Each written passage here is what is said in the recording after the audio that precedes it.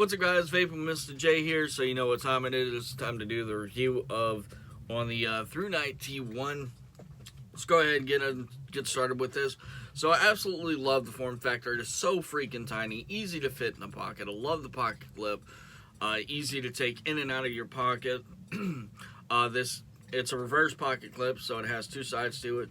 So if you really wanted to, you can run it face up, but I keep it running face down. But this also acts as a little clip for my hair. Does not agree with hats right now, so I'm gonna go ahead and show you. But you can run it as a headlamp.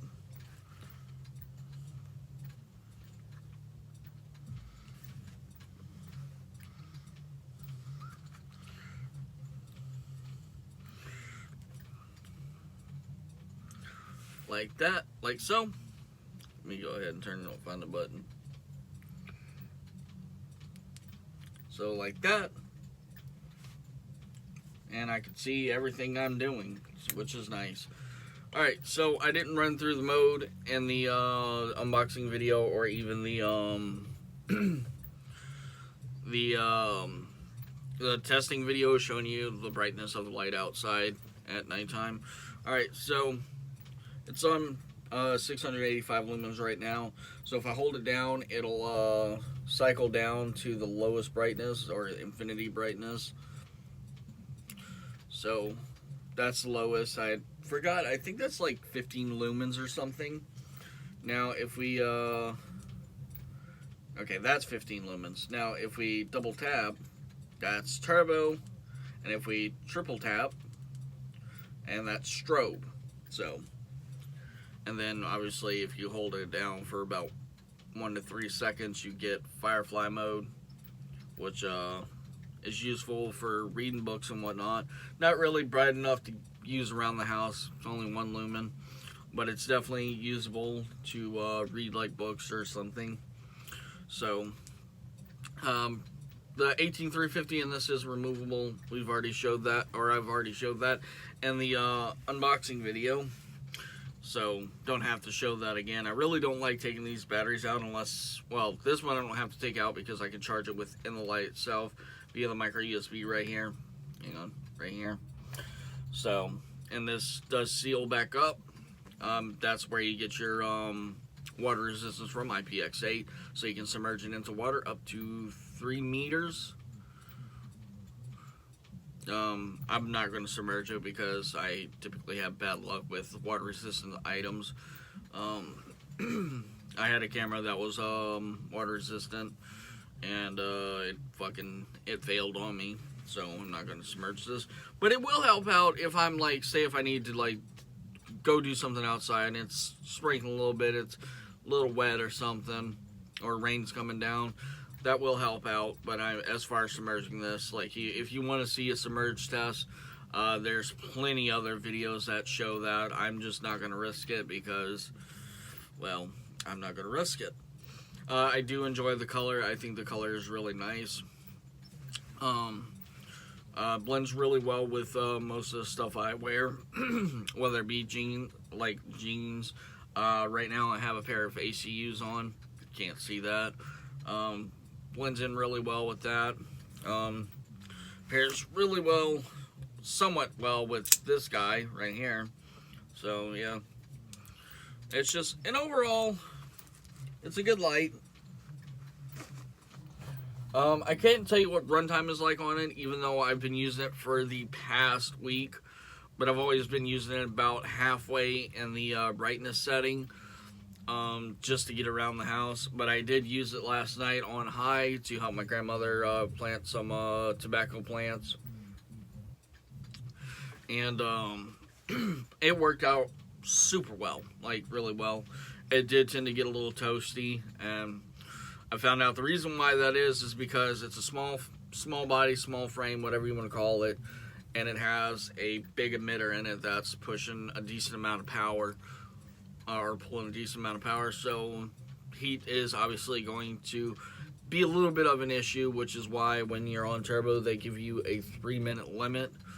That 3 minutes is how long the turbo actually runs before it kicks down to a lower brightness, and then it'll usually, because I seen somebody do some testing with the light with like a lumen tube and everything, and also check the voltage and power and everything, and like at turbo it just kind of like over 3 minutes kind of gradually goes down, and then it steps down to a different lower lumen level or lower brightness, and then it just kind of starts to even itself out a little bit. I wasn't fully understanding what he was trying to say. I don't know if he was trying to say it was a bad light or something, but I talked to him through the Facebook group, and he said that for the size of it and everything, it's pretty impressive for the little light. So running off a single 18350, not bad. I'm very impressed with the emitter. It's bright, and it's got about a 102 meter distance with the reflector, which really nice. I don't need it for like throwing very far. It's more or less more for like, I can't really hold it like that. I'd have to figure out how to hold it.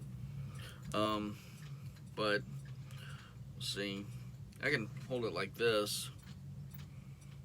So, but I always, if I need something a little bit brighter, I always have this guy right here,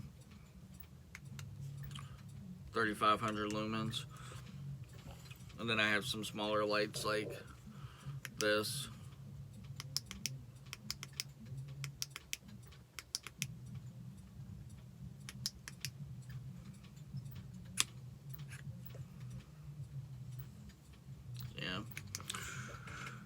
This is a tactical flashlight, but going back to the THRUNITE T1, I will throw up some pictures at the end.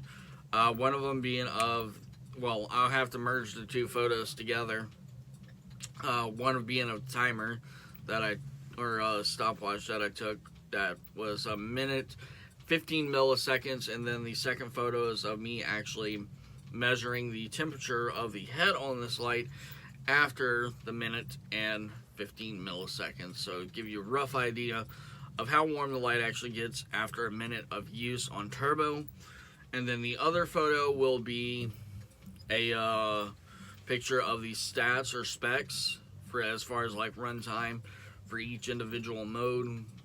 Give you some other stuff as well. That's I would honestly rate the light. I would give it about a 6.5 out of 10. If the heat management was a little bit better, maybe, well, actually the heat management's pretty good on that now that I think about it. Because I've seen some lights that these weird ass companies are advertising saying that they can start fire. Okay, well, if they start fire, then that tells you your heat management is not really that good. I'm pretty sure that I could probably start fire. We ain't about to find out.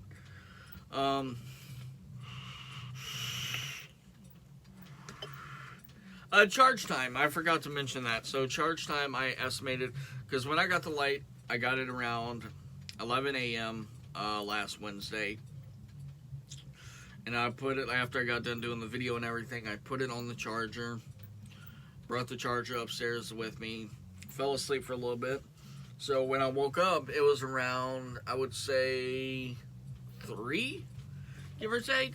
So about 3 or 4 hours, which is about average. Well, I guess it really depends on what charger you're using. If you're using a higher power charger, it might charge a little bit quicker. I really don't know how that works out, but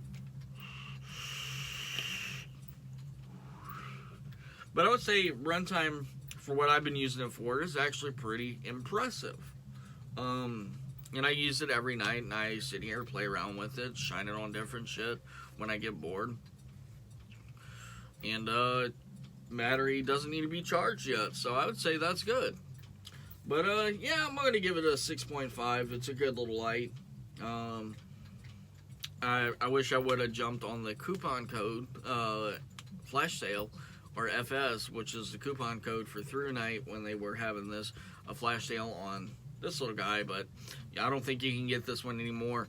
But they do have the black one in stock, so if you're wanting a nice little light that outputs a decent amount of light, not super far light, but up close and stuff, for whatever reason, whether it be little inspections and whatnot, yeah, I would recommend buying it. Anyways, guys, if you enjoyed the video, leave a like down below. Don't forget to comment, share, and subscribe. Don't forget to hit that notification bell to be alerted when I upload new videos. Anyways, I am Vaping with Mr. J, and I am signing out.